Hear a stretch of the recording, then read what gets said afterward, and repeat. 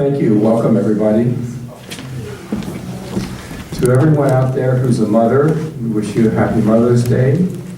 And to everyone who has a mother, we wish you a happy Mother's Day. And I dedicate this reading today to our matriarch, Nanda Kellogg. I saw her Friday. They have her standing and taking small steps with her walker. There's still a fracture in her one vertebrae, and it's still painful. She's working through it, and she looks so much stronger and better on Friday. She wanted to be here today, but I'm going to stop afterwards and give her a copy of today's Daily Word, which is not from today. It's from May 11th, 1958. Don't ask me why I picked that, other than I read today's and I read this one. This one resonated with me more, and since I had the mic, that's so what we're going to do. Jim, can you put this on the altar? It's a picture of nothing. Yeah, okay. Yeah. For those that don't know, she is Bruce Kellogg's mother. She had a fall and a fracture in one of her vertebrae, but she's recovering nicely. She's in the care facility right across from the post office, and she can take visitors. And she'd love to see you. And I might mention too that Arvel has done a number of wonderful things. We went over the first day she was in, the three of us prayed with her, and she was really touched. Then he went back with a CD player with all of his talks from the ones she missed, and some of his music, and a prayer list. So she says, I got everything I need. I got my prayer list, I got my minister's music, and she's doing well. So today, it was May 11th, 1958. It says, I honor the loving mother spirit that nourishes and sustains mankind. There's a mother spirit at the very heart of our universe. Even as we think of God, we think in terms of Father, Mother God. This mother principle in which nourishes, sustains, feeds, tends, and holds together. On this day, which we are dedicating to all mothers everywhere, let us remember that we are honoring the mother spirit that is such an important part in this world in which we live. Let our first thoughts be of our physical mothers. Then let our thoughts reach out to all those who have mothered us throughout our lives. In some cases, our mothering may come through a father. In other cases, our mother may come from a dedicated person, a teacher, a nurse, a friend. Let our thoughts today be thoughts of gratitude for this wonderful mother love which has nourished and sustained us. This mother love is an expression of God's love, which now we are able to bring back in some measure through our mothering of those who need our love and thoughts. Honor thy mother, Exodus 20:12. Morning. Thank you. And I'm so grateful to be invited to come here and to share and share a little bit of my knowledge with you and my experience with you. Today we have a very special day, don't we? It's a day where we celebrate mothers everywhere. Biological mothers, adopted mothers, mothers who are trailblazers, caregivers, mentors, mothers of the masses, if you will. We celebrate Mother Nature in all her glory and divine feminine part as a part of them, as a part of you, and you too, guys. Some of you played the mother role, didn't you? Yes. So we remember motherly spiritual qualities contribute to peace, contribute to healing, and to joy in the world and in our lives. So we celebrate you mothers. So thank you.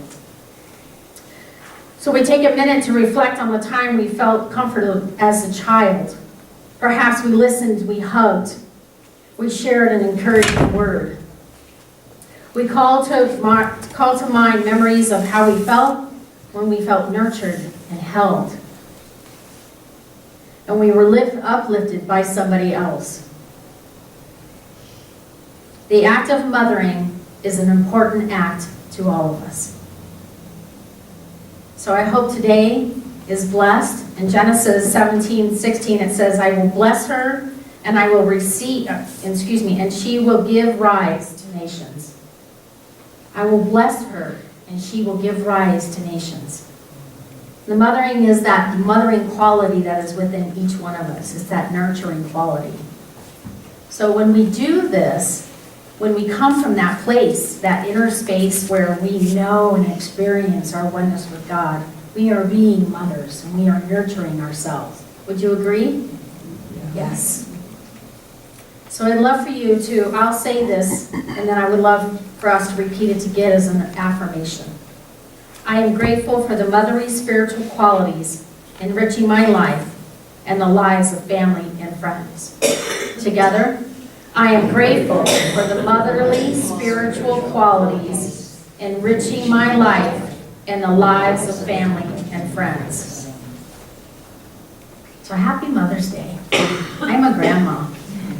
I love her. I wore my grandma necklace today just to remind myself of how much I am blessed and honored to have two beautiful souls in my life. I have my daughter and my granddaughter, Gabriella.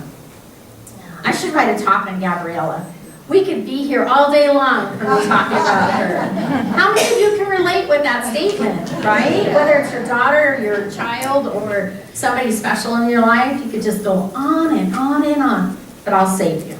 I'll save you my storytelling time for a little bit later in the talk. So this morning I want to talk about infinite well of love.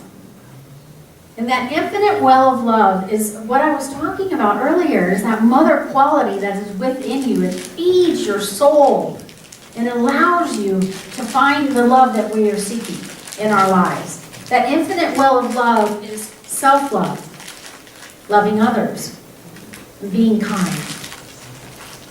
So I have some questions for you. Have you ever found yourself looking for love in all the wrong places? Or have you heard yourself saying, no, I'm just waiting for that perfect partner in my life? Have you ever said things like, I don't have time to be in a relationship.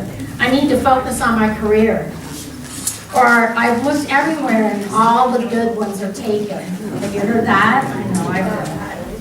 Or perhaps you're wanting more peace and happiness in your life. And you've said things like, I'll be happy when I win the lottery.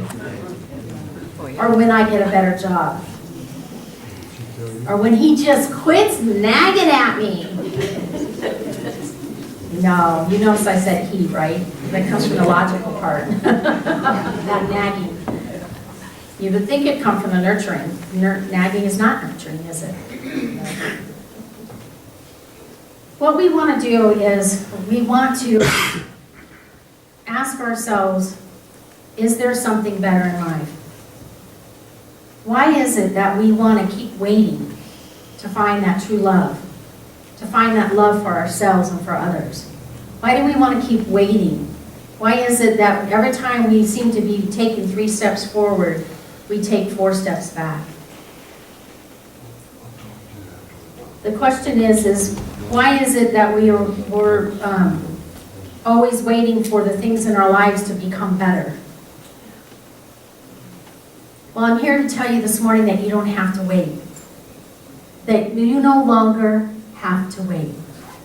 That all you have to do is get quiet, go deep inside, and play around. Go in there. See what's in there. Listen. And you will find the peace that you're looking for. Because love brings peace. It brings joy. It brings happiness. It brings anguish. It brings sometimes anger. Because you can only get that angry when you love that hard. But then you just stop and you remember and you take a deep breath. And you say, God's got me. I don't have to be all of these things that are not going in the direction of love. That all I have to do is to celebrate who I am. And who I am is a beautiful child of God. Does that make sense, everybody? Marianne Williamson said, our deepest fear is that we are inadequate. Our deepest fear is that we are powerful beyond measure. It is our light, not our darkness, that most frightens us. We ask ourselves, who am I to be brilliant? gorgeous, talented, fabulous. Actually, who are you not to be? You are a child of God, and you playing small does not serve the world. There is nothing enlightened about playing shrinking so that other people won't feel insecure around you. We are all meant to shine as children do. It is not just in some of us, but it's in every one of us. And as we let our own light shine, we unconsciously give people permission to do the same as we are liberated from fear. From our presence automatically liberates others. How many of you ever heard of fear being false evidence appearing real? Right? And another one is just forget everything and run. Right? But when you forget, what I'm asking you to do when I say forget everything and run is forget that nonsense going on in your head, that monkey mind chatter. Forget that. Don't live in fear, because fear is the number one thing that stops us from living and enduring that infinite will of love. How many of you have at one point in time have had that fear in your life where it's just made you frozen and stopped you dead in your tracks? How many of you have been able to overcome that fear? Right? How did we do that? I'm here to tell you, you did that one step at a time. One breath at a time. Sometimes it took you just to fall out on the ground to make it happen. But it happened. That you move beyond that fear. And if there's something in your life today that is stopping you from feeling that ooey gooey yumminess that goes on inside when you're touching that Christ presence within you, that I have 3 wonderful things that you can tap into to feel that experience, to not have to run from it, but embrace it. John 13, in John 3:18, it says, let us love, not in word or speech, but by truth and action. We must, in order to overcome fear, there has to be truth in what you believe. You have to believe that there is something better out there for you. And then you have the action step is what we're going to discuss right now. Is that these are 3 action steps that I believe that you can take to move beyond and have the wildest time of your life. One is understanding.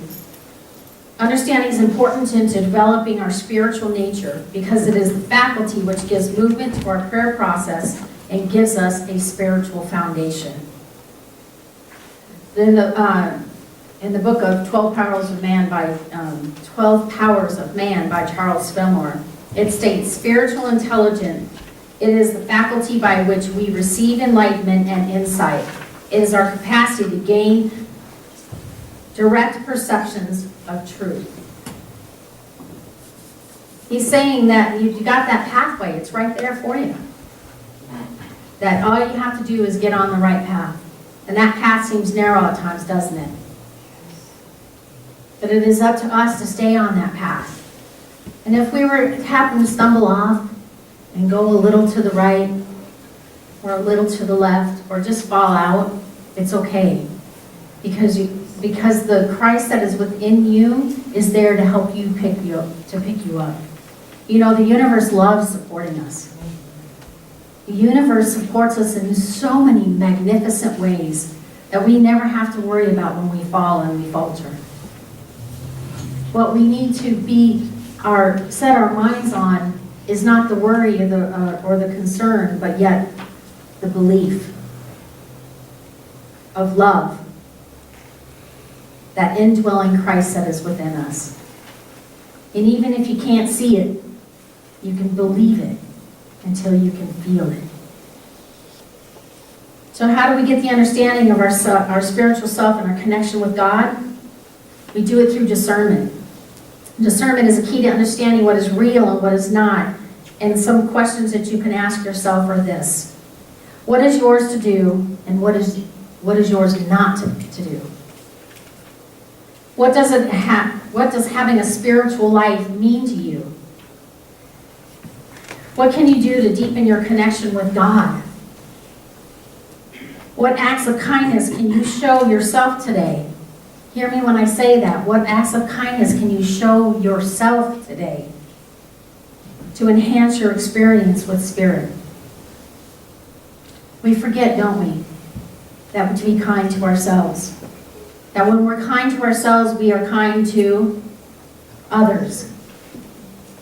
That radiates from us and exudes from us to where that we are spiritual beings. We are showing up as children of God.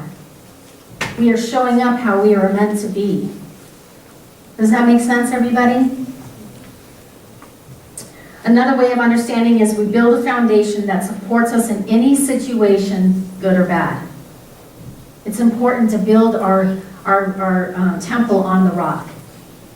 We've heard that in stories in Scripture, where we build our temple on the rock. We are our temple. Our body is our temple. This is our spiritual place where we can go and be quiet and listen and not have fear and worry.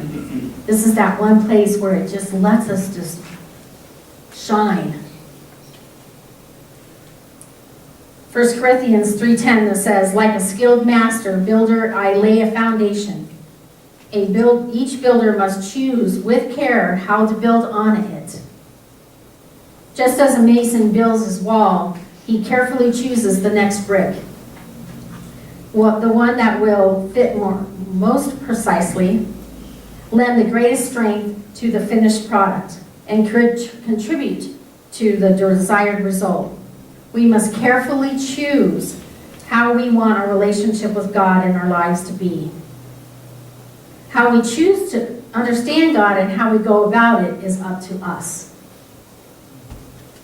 So some of the things I might suggest that we do to build this foundation is prayer and meditation. That helps us get to it. When I remember the first time that I learned how to pray without begging, you ever did that? Pray, God, just get me out of this one, I promise you. I won't do it again. Funny enough, though, every time I said that, I did it again. When I learned how to pray without asking, when I learned how to pray to ask, the only thing I ask for, I should say, is ask for God's will to be done in my life. I remember that it had to be tangible for me. I didn't understand that having a prayer and meditation practice meant that the only thing that I had to do was take the action to make it happen. I didn't have to touch it. I didn't have to feel it. All I had to do was the action, and the rest would come into play. Our second thing is that we have faith. Boy, isn't faith blind? Faith is blind, and it is up to us to get there. Faith is based on knowledge of truth. It understands the law of mind action. It has great strength. To know that certain causes produce certain results gives back a bedrock of foundation for our faith. There goes that word action again.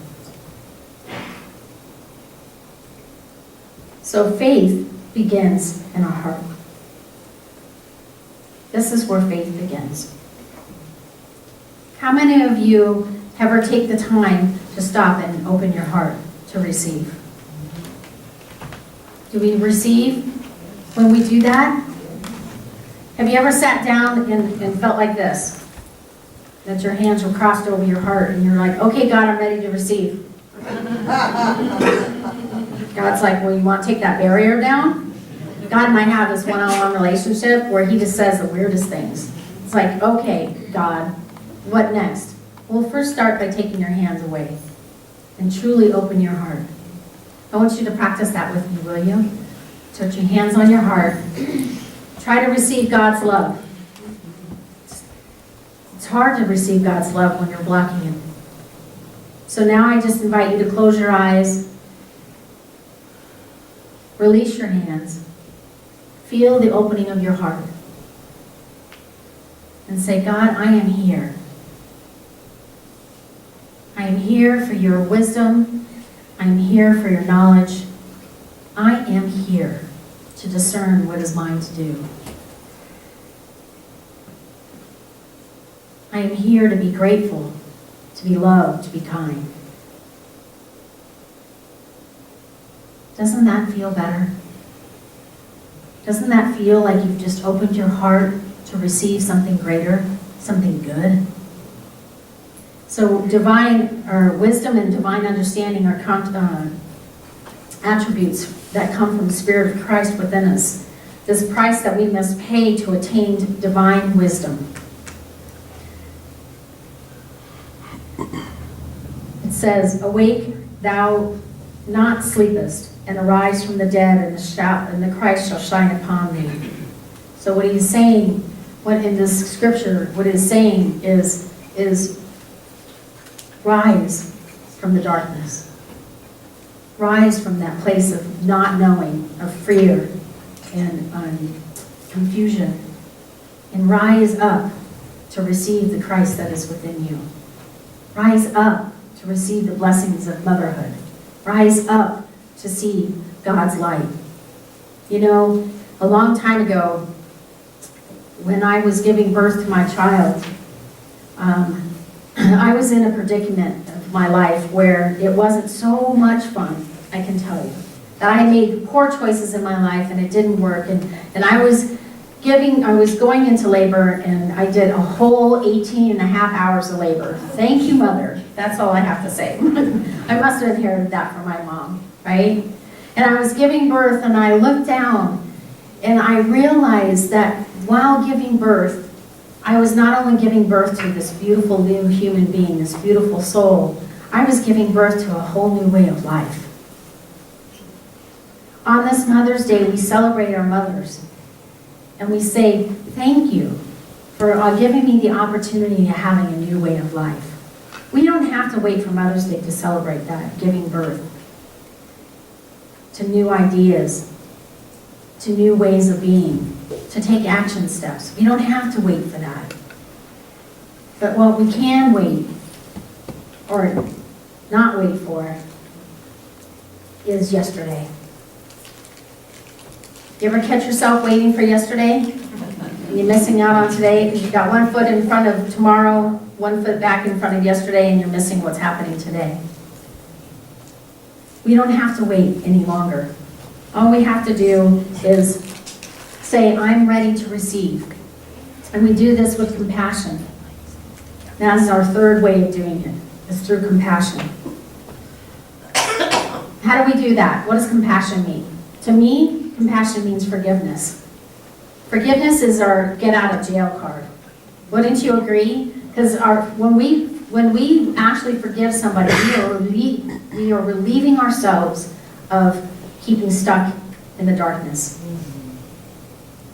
Forgiveness is a very powerful way to move forward into finding an infinite well of love. Because what you want to do is let go and release that what's stopping you from moving. You want to be able to move your feet, and you want to move it right out of there, right out of that muck. And you want to move into the time of love and kindness and compassion. There's two different types of compassion that I would like to talk to you this morning about. There's divine compassion, and that is the heart of God that exists in eternal tenderness and mercy of his children. That is in Psalms 145:8. But it's divine compassion is in the heart of God. So it's coming from that divine space that is within us. And then there's human compassion. And that is a characteristic of love and mercy prompted by an understanding heart. A compassionate mind sees error but does not condemn it. And it says in John 8:11, it says, neither do I condemn thee. Go thy way, for henceforth sin no more. I don't know why, but I have a hard time saying the word sin. Probably because of my old theology of what I grew up with. But it's error thinking. Sin is error thinking. And it sounds so much easier and more able for me to comprehend when I say error thinking. How about you? Yeah? So it's about moving away from the error thinking in your life. So that all ties in, doesn't it? So we're tying into compassion. When we move away from the thinking, if you have compassion for somebody, you're able to see the light that's within them. That brilliant light that shines from you you can now see that light shining from them. All takes is a little compassion. It takes divine compassion and it takes human compassion for us to get there. And I have one more quote for you this morning. This is from John. It says, God is love, and for those who abide in love, abide in God, and God abides in them. There is no fear in love, but perfect love casts out fear. For the fear has to do with punishment, and whoever's fear has not reached perfection in love. We love because He loved us. We love because it is inherently in us. God loves us, each one of us. So that means that we are capable of love. If we are divine children of God, then we are capable of that love. And it is up to us to do it. The opportunity from compassion is for others and for yourself. So I honestly just hope that you can take these steps and truly feel that infinite well of love that is within each one of you. That you are able to, through understanding, through faith, and through compassion, that you find that infinite well of love. That you celebrate the mother within each one of us. That you have a fantastic life and worry that you don't have to worry about anything. That you never have to worry again is what I was meaning to say. You are a spiritual being in a human body. Please remember to love yourself as much as God intended for you.